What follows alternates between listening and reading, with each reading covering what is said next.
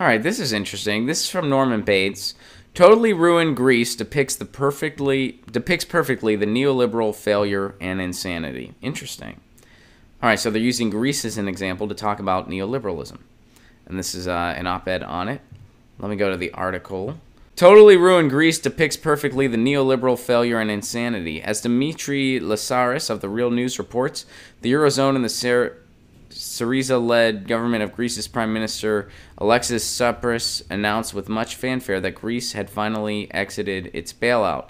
The bailout amounted to 289 billion euros over an 8-year period commencing in 2010. The bailout has left Greece with a crushing debt, amounting to approximately 180% of GDP. Moreover, the bailout loans were conditional upon the Greek government imposing extraordinary onerous conditions of austerity on the Greek people.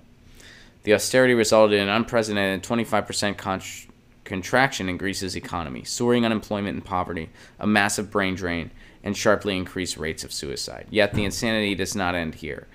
He explains why Greece is formally obligated to ensure primary surpluses of 3.5% of GDP annually for the next 4 years to 2022. Primary surpluses are the surpluses the government must make before paying interest on its national debt. So it sounds like, so in summary, to bring it back to neoliberalism, and again, this is my first time seeing this, it sounds like Greece, A, subscribed to a predatory loan. B, is focused on paying off that loan instead of actually helping the people in their country recover economically. And I think this sort of bleeds into the discussion I'm going to have on Thursday regarding MMT. It seems like they're focused on this debt, which is predatory in nature to begin with. So instead of focusing on fixing stuff in their country, they're now focused on this predatory debt. So it's driving them down further and further, all the while they're expected to produce more. So they're focused on this debt instead of on their country.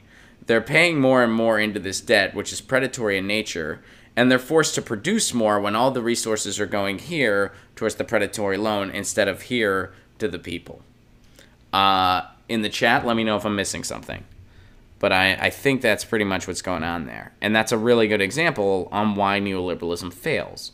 Because neoliberalism thrives on unregulated markets, so predatory loans flourish. People subscribe to those predatory loans, and then they are in turn debt slaves to the loan itself, all while expecting to produce, because this is neoliberalism. If you don't pull yourself up by your own bootstraps, it's your fault.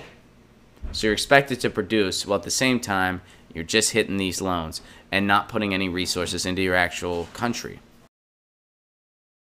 Get your news on with Ron. Don't you want to know what's going on? We're getting our news on today. Get your news on with Ron. Don't you want to know what's going on? We're getting our news on today. You can tweet me an article at Ron Placone. We'll go through it together and make it our own. Get your